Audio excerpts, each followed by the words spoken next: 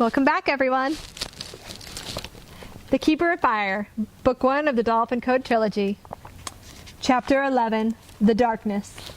Day 4, Air. When Deiji awoke, Puff Puff was gone. She crawled out of the cloud castle blearily, and she had hardly begun her stretches when she heard a noise. In the stifling silence above the clouds, she was instantly aware of it. It was a sound of wind rushing, moving fast, tearing through the sky above. The sky darkened to an eerily bluish gray, and the sun ceased to shine so brightly. Suddenly, a beam of white light pierced through the dimness around her, and she glanced down. The medallion! The clear stone shot a narrow beam into the whiteness. She turned about, searching the clouds, and saw a rill rise a ways to her left.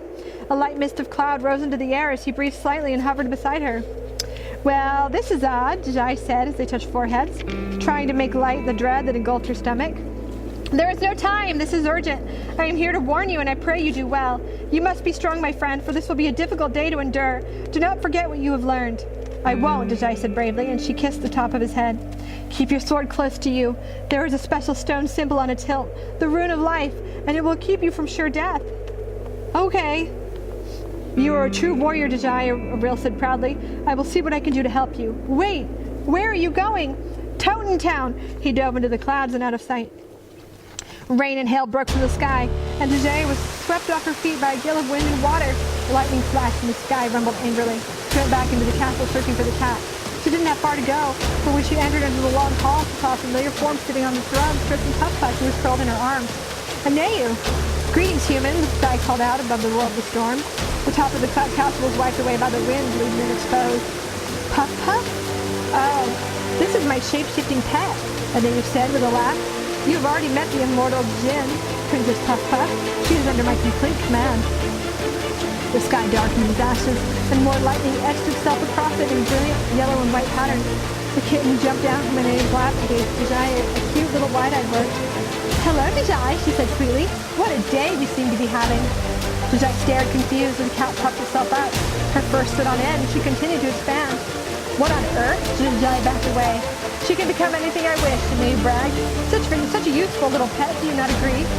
Puff Puff grew to a tall, towering whirlwind, sucking the surrounding air and cloud into a funnel-shaped windstorm. Deiji turned and fled from the castle. Outside, the wind raged still. Deiji looked at the advancing tornado. Shockwaves of wind began to blow across the clouds. She fought to remain standing as each one rocked powerfully against her. She stood, and something promptly plowed into her, knocking her over again. Her sword slipped off her shoulder and dropped with a whisk into the cloud floor. She looked up at her offender. "Anayu, stop!" she cried. She stood open-mouthed as Puff Puff's new form slowly grew on the horizon, moving her way.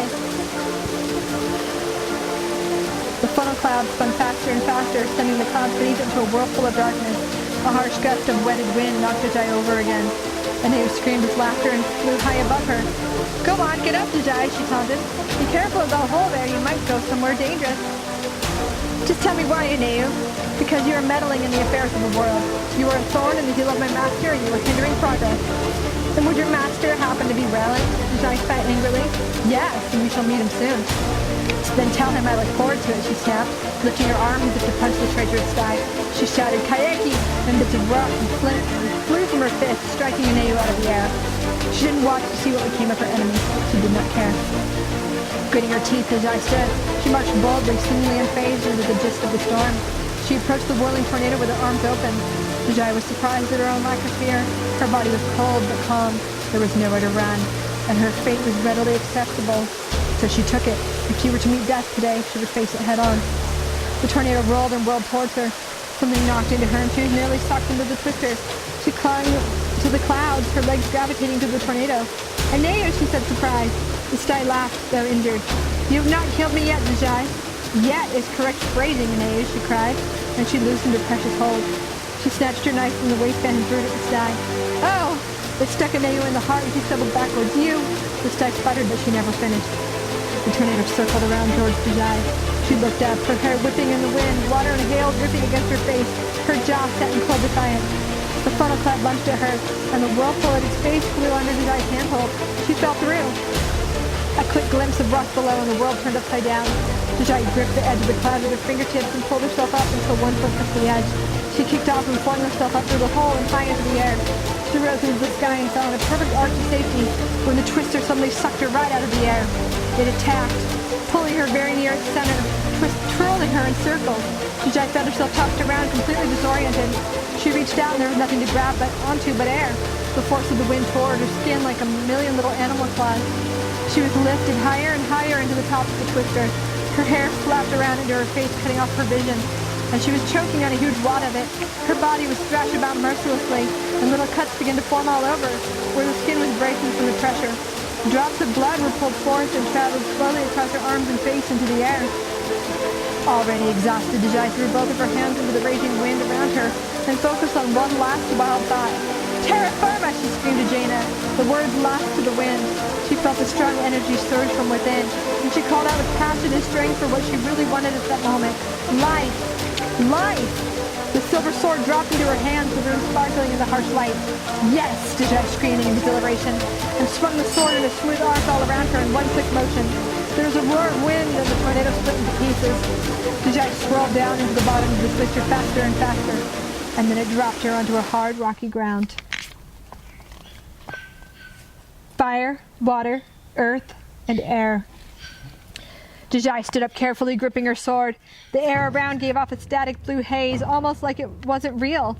She was high on a mountain she did not recognize, on a long stretch of a ridge of steep ground. A little cat dropped at her feet. I'm Puff Puff! Oh no, Deiji said in warning. You are not coming with me. I'm Puff Puff? The cat looked confused and cocked its head to the side. What do you want, cat? I am yours to command now. You killed Aneu. The kitten nuzzled against her shins, purring. Deiji rolled her eyes. Then evaporate into thin air until I call for you, okay? Okay. And the little kitty rolled up into a ball and disappeared with a puff. Deiji took a long look across the valley below. She recognized Mount Odell, and she was startled because it was giving off smoke, but she seemed to be standing on a mountain she had never seen. In fact, she was quite convinced this mountain had never been there before. She frowned. Suddenly, Deiji felt eyes on her. Turning around slowly, she sensed a dark presence. Splash! She jumped. Looking down, she saw a pool of thick red blood that gathered at her feet, rippling from the drops that had just fallen. Her heart leapt with fear, her concern growing stronger with every second. Where was it coming from? Lightning flashed overhead against the eerie blue-gray sky, and she looked up and nearly screamed in terror. Perched upon a peak not too high above her was a dark, evil creature. Its silhouette struck sharply against the sky. The creature had enormous talons that gripped into the mountain rock, and they bled a deep, dark red that was almost black. It dripped down the rock face in thick, heavy traces. The creature's leathery wings were pointed proudly and ominously towards the gray sky, shifting about in the heavy mist. It looked down at Deiji right into her eyes. Its empty eye sockets were soulless, bloody black, but such a dark light flowed from them that Deiji knew it possessed a soul of such evil she had never encountered. He stared right through her, almost into her mind, and Deiji felt vulnerable, as if he could see her deepest fears. Deiji JQ, he growled, his raspy voice sending shivers up her spine. He gave off a few clicks, assessing her form. Relant, she confirmed boldly, in an unexpectedly steady voice. That's Keeper of Fire to you, child, he said quietly. He eyed her sword with a lingering gaze, and Deiji gripped it harder and lifted it up, prepared to use it. Look around you, Deiji, Relant cried loudly. Look to your mountain. Do you see your family? Go ahead, look. Deiji did not even glance away. She held her ground, bending her knees and pointing her sword at him. Look to Mount Odell, he insisted. Does your father live after all your efforts? Has your mother recovered from the fever that ravages her mind and body? Perhaps she is already dead. Did you get to say goodbye? I think not. She tried with much effort to keep her face unchanging as he goaded her. Do you see the blood that flows from my claws? He shifted further into the shadows. It is a sweet blood, sweeter than the finest honey. It is a never-ending flow of the blood of my enemies that I have slaughtered. Your mother's blood runs in it, and yours will soon join it. The corners of her mouth twitched. Yes, yes, he continued loftily. I killed your mother myself. There was no sense in false hopes. Now, you have managed to push aside my legions of the elements that I put in your path. Pathetic, weak creatures, I must say. But it is all at an end. Do you not see that the message of those damned dolphins will never be spread throughout the world? Did you actually think that your sacrifices would merit the end to all evil? No one can pass me, Deiji. No one defeats me, not even Mowat, with all of his moralizing. He spat a black cloud of blood onto the rocks. You have done all this, and it is still a waste. The prophecy brings nothing, and now you must face the consequences of your foolish actions. Now you must face me. He lunged forward in a mock threat. Deiji did not flinch nor blink. Or perhaps, he drawled, you should face them. He nodded his head towards the ridge of Mount Odell. The sound of hundreds of footsteps marching down towards the mountainside echoed across the valley below. Deiji tore her eyes away from Relant and ran to the edge of the cliff. She put her hand to her mouth. Hundreds of dark dragon soldiers marched down the mountainside toward her village, each a deadly mixture of tooth and claw. They seemed to look exactly like Relant himself, but much smaller. Their bladed tails were held high behind them as they headed to the village. She was instantly flooded with fear for her friends and neighbors. What were those things? She had never heard of them before, not once. The armies of death approach your people, Relant said calmly. 1,000 of them, in fact. Nothing can be saved. The world is theirs now. I will save them, Deiji declared boldly, and she held her sword tightly and leapt over the side of the mountain. Relant grinned, his bloody mandibles bared against the cool mountain air. Good, he growled with satisfaction. Deiji slipped and stumbled down the slope. She did not like what Relant had just said. 1,000. Were there even so many humans in the world? It was so steep she could scarcely keep her footing. She nearly lost her balance. Her feet not moving fast enough to keep up with her speed, she stopped herself by throwing her body into a skid, breathing heavily in the dirt. She looked around. There had to be a path. It seemed that all she could focus on was the dreadful blackness that was pouring out of Mount Odell, glancing to the sky and smiling distantly in her mind when she saw the clouds from underneath them. Deiji noticed a familiar outline gliding overhead. Enforced by her need and by the incredible urging of her own mind, she let out a screech that echoed across the valley. Again and again she called out to these pleas for help, calling to an old friend. A faint screech of reply floated across the divide and she was filled with hope. "Polk!" she screamed. Polk cried out again, circling closer across the sky. Deiji lifted her hands up, calling to him, trying to communicate her fear and distress. He circled away, still screeching, "Polk, please!" For one muted moment, the despair seemed to flood her soul. Her heart sank as she realized she wouldn't make it to the village in time. Then she saw him follow a smooth arc in the wind gliding back to her. "Polk!" she cried in joy. He screeched again in reply. Then the noises she heard next brought to her heart the utmost of hope. Birds, dozens of birds. They came down all around her, large ones, small ones, all beautiful in her eyes. Falcons and owls snagged her arms, legs, and hair with their talons, and they lifted her from the ridge where she stood. Polk flew ahead, leading the way. They glided off the mountain and fell swiftly and lightly toward the valley below. Deiji laughed and shouted loudly with exhilaration as they fell to the village. Their claws pinched, but it was okay. She would make it. The birds released her a little ways above the ground, and she stumbled to her feet. As soon as she touched the valley, she came out of the blue-gray haze and into the greenness of the Odell Valley, where the sky was scarcely overcast. She looked back to the mountain where she had just fallen, but saw nothing, though she could still sense Relant's watchful eye. The sky was full of birds. Deiji turned her gaze to the Odell village and broke into a run. "Everyone!" she bellowed at the top of her lungs as she burst onto the path between the huts. "The Dark Army approaches! They're here! Everyone, listen!" People stepped out of their huts and barns, startled by the noise. The sight that met their eyes rendered each and every one speechless, and Deiji had to grin, despite the situation at hand. She knew she was changed. While she had never been a gentle or proper maiden, she had always been pretty. Yes, very pretty. And here she was before them, looking somewhat weather-worn and tanned, looking quite strong in body and wearing trousers. She was changed, and this was written on their faces. Out of the village huts, two people came forth, Pav and Missid. They emerged from the baker's huts with looks of utter surprise struck upon their faces. "Deiji JQ!" her aunt cried out, astonished and infuriated. "Where in the world have you been?" Deiji gave a small laugh. "Exactly where you just said, but there was no time for that," she added hastily, catching the look of outrage building on Missid's face, for she had not used the proper greetings or apologies that one would be expected to offer. "Deiji!" Pav said warningly, but the young warrior cut her off boldly. "There is no time," she urged, rushing to their sides. The entire village had gathered now to watch the spectacle. Missid raised her hand as though to strike the girl in the face. Deiji caught her aunt's hand by the wrist in mid-motion. She gripped it firmly and hissed into her face, "Don't!" The crowd around them gasped. "How dare you!" Missid breathed in indignation. Deiji pushed her arm away forcefully and turned to the villagers. "The army of darkness approaches," she announced, stepping onto a wagon cart so she could be seen. The crowd began to murmur anxiously. "Be silent and listen!" A hush fell over the puzzled crowd, which quickly turned into alarm as the distant rumble of 1,000 footsteps grew closer. Pav pointed up the mountainside and gasped. Whipping around, she screamed, "They come! They come!" and she positively fled. Everyone followed her frantically shaking finger and saw the mass of black dragon bats pouring into the valley.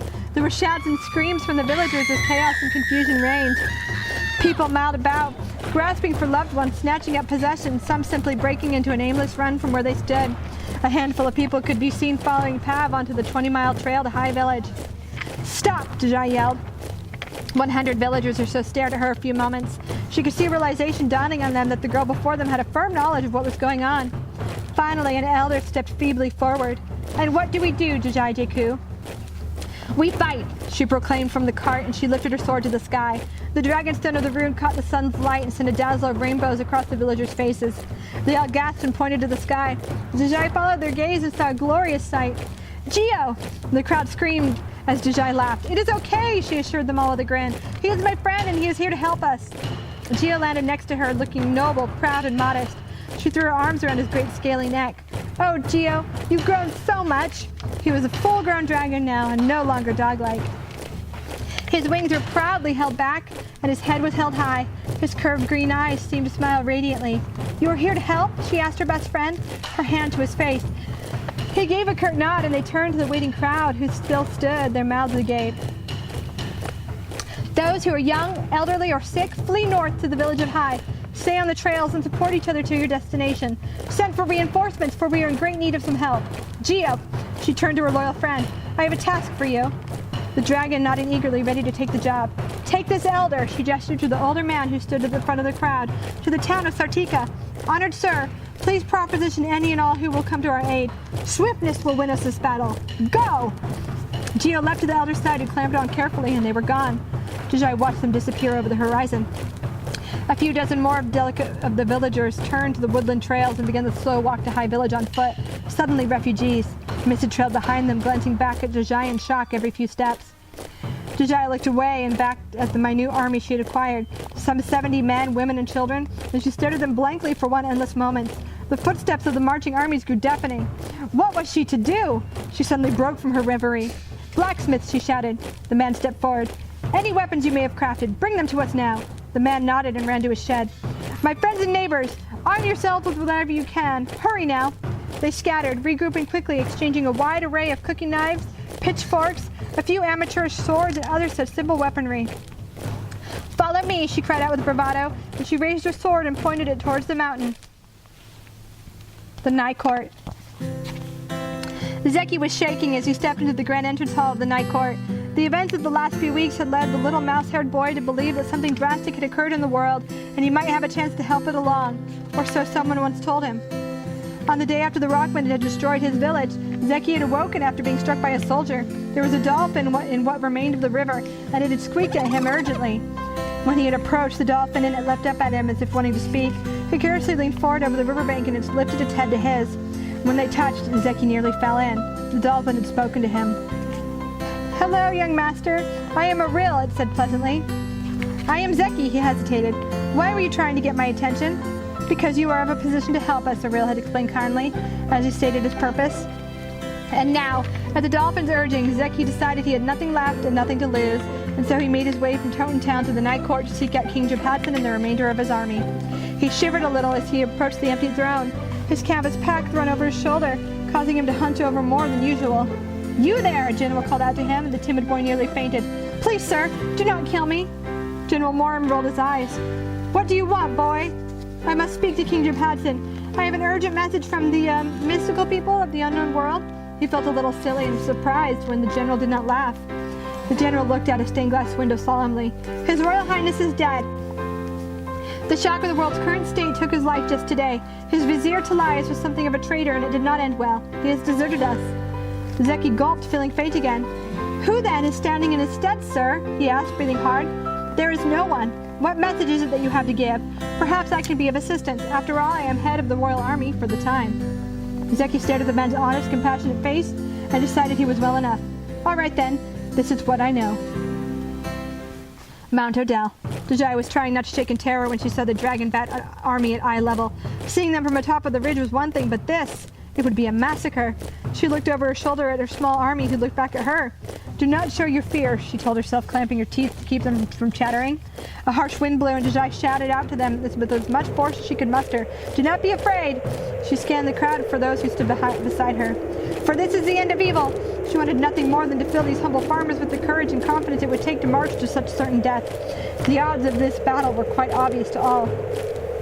"This is it," Deiji whispered, steadying her shaking hands. "It wouldn't be long now." She drew in a sharp, steady breath, remembering how sweet the cool mountain air of home was. Suddenly, a blinding white light pierced the sky in the line above them. A silver hole in its center began to spin slowly, growing wider at every moment. Both armies turned their faces skyward, frightened and in awe of this new phenomena. A single white horse emerged from the spinning hole and spread its beautifully feathered wings. A Pegasus! A nail! He did it! Deiji smiled. The stars had not let her down. Two more were close behind. The people gasped as more and more horses floated out of the sky and took ranks among the villagers. Hundreds had joined them in a matter of minutes. And Deiji swung her leg over the nearest horse and thus encouraged her people to do the same. Raising her sword, she pointed it towards the black army. "We live!" she cried, and so led them into battle. The first collision was absolutely beautiful, Relant thought. The stark contrast of black on white, the way the black bats tore through the whiteness absolutely fed his heart. "Do you see Mowat?" he asked from a separate mountain. "Do you?" Mowat stood atop his own, looking at the smaller mountain between them where the battle was just beginning to turn ugly. Relant smiled at the look on his face. "She has inspired bravery," Mowat said slowly. The villagers below fought and quickly died, torn to pieces by the dragon army. The Pegasus flew above them with riders on their backs, sending streams of white fire upon the bats. Many of them were falling from the sky. Would it be enough? "She has led them to their deaths," Relant rejoiced with confidence. "This will be a simple feat for me." "We shall see," Mowat said slowly. "She is Jai." Below them the battle raged. Dejai's Pegasus carried her high enough above the battle to keep from harm, but low enough to keep all in reach of her sword. The horses were stunning with their white fire and incredible enthusiasm, but they were still outnumbered and many fell. The villagers fought bravely, these people that Deiji had known and grown up with. People with families and kin who lay dying around them fought with zeal at her side without question.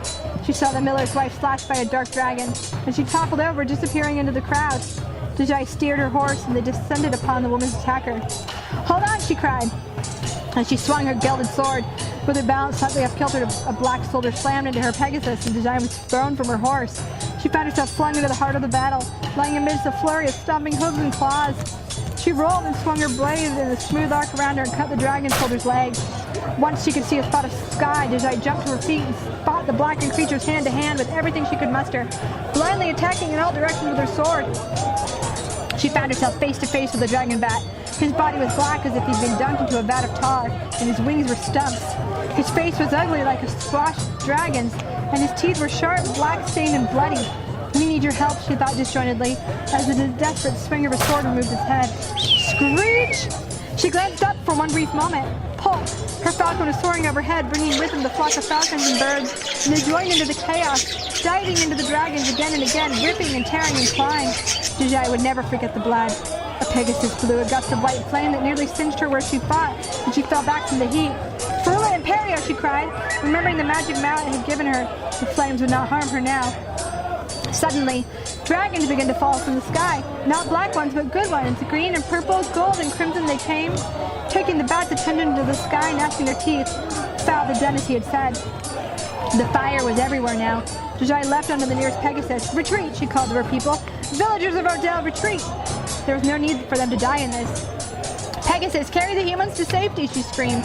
She saw the white-winged horses begin to lift from the crowd with people clinging to their backs and was satisfied. Deiji followed them to the village and onto the edge of the battle. There were maybe a dozen left, sitting atop the white horses, mute and in shock. "Go, all of you," she commanded. "Go to your loved ones. Carry them the rest of the way to the village of Nigh. Take with you the message of the dead. Comfort those left behind. Go now." They stood silent a moment, lonely islands in the sea of the dead. "Go!" she shouted at them, and they slowly took flight. Deiji turned back to the battle, which had raged beyond anything she could have ever imagined.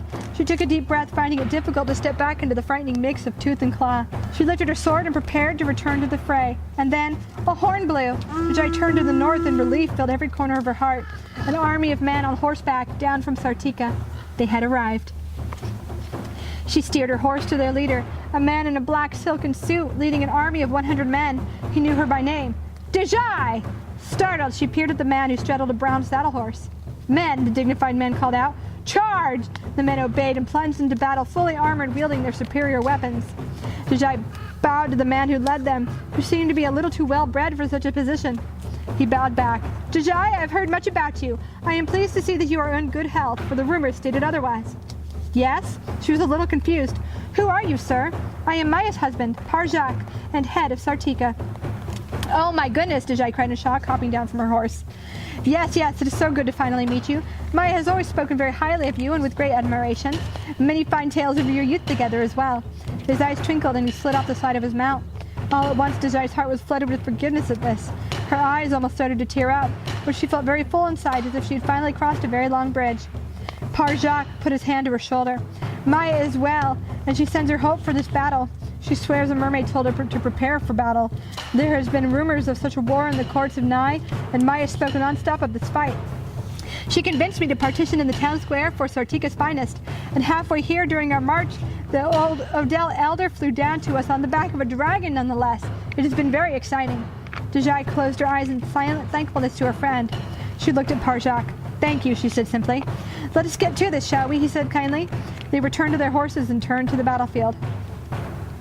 As if this wasn't enough to strengthen hope, another horn blew from the east. Relant's smile faded and he gripped his bloody talons into the deep mountain rock. It seems that the stars have successfully brought word to the four corners of the world, Mowat said with a smile. The armies of Nigh have such a glorious reputation. This will not end easily, Mowat, Relant growled, and I will have her in any case. And he raised his wings and flew towards the battlefield. 300 soldiers of man and centaur, and the promise of more to come. The armies of Nigh had joined that of the deep forest, and they came together to fight against such evil. The war was almost won. Deji raced over to the general of the Nigh army, and after hastily introducing herself, exchanged information. I was awoken by an odd spirit by the name of Wayas, General Moram explained. He gave me warnings of such a war and told me the battalions of centaurs were approaching to assist us. I was quite conflicted by such a prospect, and it all only confirmed when this young boy here approached me from Totentown and told me his story. It all seemed to add up. Deji looked behind the man and saw a young, brown-haired boy crouching meekly behind him. Zeki, she cried in happy surprise. She leaned down a little. Just promise me, Zeki, no matter what happens here, stay away from the fighting. I do not want you to get hurt. She fumbled around in her waistband and pressed the seaweed bag of sapphires into his chest. Keep these safe for me, she whispered. He nodded silently, pleased when she gave him a big grin. Thank you for bringing the army here, Zeki. She tousled his hair with a smile, then turned back to General Moram. His soldiers had joined the fight with enthusiasm, and it seemed the battle was very near its end. Deji was very glad for this. She did not like to witness the slaughter of her kin and would not rest well with it. She set out the battle, but for this time she was confident it was nearly over, and those more knowledgeable than she in the ways of fighting had taken over for a swift finish. Only a handful of dragon bats remained, and then men began to scream, not in pain but in terror. The birds and Pegasus lifted from the battle and flew away. Deji snapped to attention as a giant dragon bat swept down into the sky into the heat of battle. It was Relant. He let out a shrill cry, and the men seemed unable to move. He has frozen them, Moram cried. Relant bore down upon the stationary soldiers and tore into them, human and bat soldiers alike. The mystical dragons from the Dragon Island dove at him, nipping, tearing, and slashing, but they were a mere third his size. Relant let out a sharp cry that seemed to freeze Deji's blood, and she saw the dragons become still mid-air, stunned, and they dropped onto the ground below. Once mobile again, they flew away in great haste. The ground gave a great lurch. All men, forward, Moram commanded to his soldiers. No, hold back, Deji screamed. What? Get them out, she said quickly. Get them all out now. She galloped away and rose high into the air and out of sight. Retreat, General Moram shouted. All men back to the trail. The horn blew. Retreat. He ushered Zeki ahead of him. Deji circled overhead, looking down on Relant as he had attacked those attempting to flee. She watched those who were able to break ranks to run to the village below. Glad they were able to get away. The ground continued to rumble, and black smoke and ash began to erupt from Mount Odell. Oh no, she whispered. Deji felt helpless. As the earth shook below her, an orange and red lava began to gush forth from her mountain. If that gets to our soldiers, they are all finished, she thought, her heart pounding. She changed course and dove into the valley on her winged horse. As they glided across the battlefield, Deji called out a spell with all her voice. Cascada! There was a rumble from the west and a rush of water as a monstrous blue wave crested through the valley. The few dragon bat soldiers that remained tried to flee but could not. Dolphins leapt in and out of the wave as it made its way across the battlefield with the mermaids just behind them. Deji darted ahead of the wave but found herself overtaken, and she fell flimsily from the horse into the water, and her horse flew on. She was frightened that she would be swept away by the wave, but once inside it, she transformed. Yes, she cried, kicking her mermaid tail, and she heard the gentle moaning of a great whale behind her. She rode the surface of the wave easily and whistled for the Pegasus. The waves struck the lava, instantly cooling it, hardening it, stopping it in its path. It bore down upon the last of the bats and the dead that remained, washing the filth of the battle from the earth and out to sea. The Pegasus landed beside Deji, who stood on the marshy ground with legs once more. She pulled herself onto the back of the winged horse, and they rose into the air. She sat on her mount in silence, staring down at the muddied, washed-out valley below. They had protected the people of this world, she knew. The sacrifice her friends and neighbors had made on this day would always stay within her heart, and that in the entire world. Suddenly, something struck her harshly, and she was knocked from her horse and fell a dozen feet to the ground. She hit the ground and rolled upon impact. She saw an ominous shadow cross the muddy earth in front of her, and she scrambled to her feet and ran.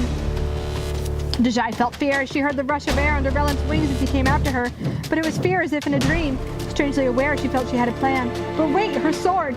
She must have dropped it in the fall. She circled back, feeling terror and adrenaline course through her veins as shadow descended upon her. Relant's talons closed tightly around her shoulders and lifted her from the ground.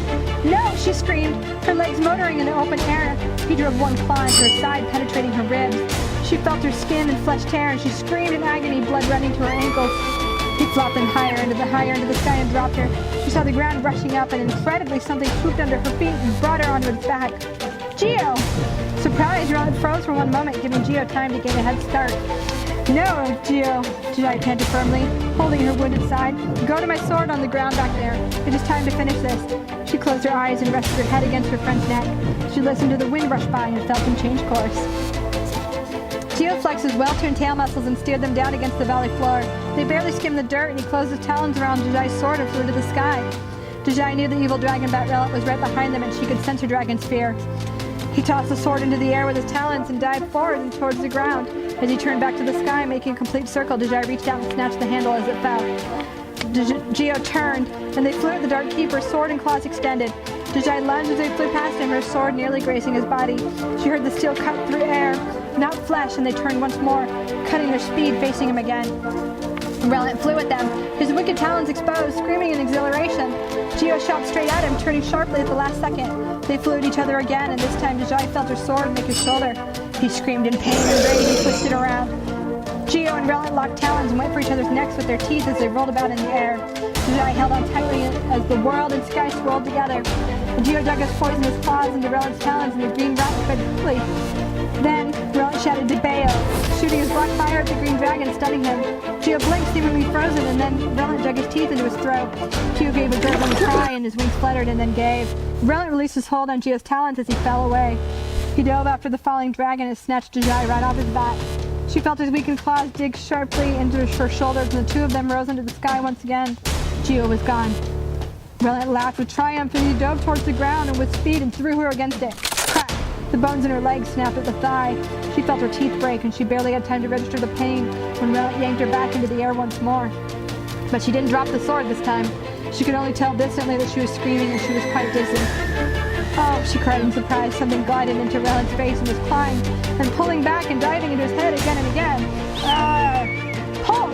The falcon seemed to know it wouldn't be anything but a slight bother, but his gesture seemed to aggravate Relant enormously. Deiji watched exhausted and as if in a dream as her friend clawed at the dragon bat persistently. Relant swiped at the falcon with his claws, and Deiji distantly thought of the happy little dreamlike kitty, then realized, Puff Puff! She shouted in her heights of haze of pain. I want you to take Relant's form and fight him, and save me, she added. Out of the sky there came a wisp of cloud, which twisted and grew and turned to deep black. Relant turned his attention to the thing in complete awe after hearing Dejai's plea and seeing what came after. Polk continued to attack his face, but the Dark Keeper was too stunned to fight back. No, he gasped. She is not yours. She couldn't be. Puff Puff turned into an exact depiction of the dragon bat. Claws and teeth and all, she sneered and made as if to attack him. Screech! Relant struck the pesky falcon with his spiked tail in irritation, separating Polk's head from his body. Dejai's mind was struck with violent clarity as Polk fell to the earth, and she watched the Puff Puff attack Relant tooth for claw. They struggled and fought, but the Puff was equal in power and body. Relant even had a disadvantage. His talons were occupied as he was still carrying Deiji. He flew away from Puff rather than fight her. They rose higher into the sky, Puff Puff close behind them, and Deiji could see the village far below. How small it looked against the whole region. He knew he was going to drop her. It is time to meet your end, Deiji Deku, Relant shouted down to her in a sinister voice. She closed her fingers tightly around her sword. That was my falcon, she hissed menacingly. She pointed the sword up at his underside, thrusting it upward with the last of her strength. They punched deep into his innards, and he screamed. Dark blood. Blood that was almost black gushed forth from the wound, drenching her from head to broken toe. It clouded into her eyes, and she could taste it in her mouth. She vomited. The loss of her own blood began to wane on her strength. Relant was flapping aimlessly in his agony, swooping loosely from side to side. Deiji slipped from his talons and free fell, dropping the sword, closing her eyes to the rush of the wind and pull of the world. She thought she saw Puff in Relant form diving to catch her, and her eyes rolled into the back of her head as she reached for the darkness before meeting the ground. Thank you for watching. Stay tuned for the very last chapter.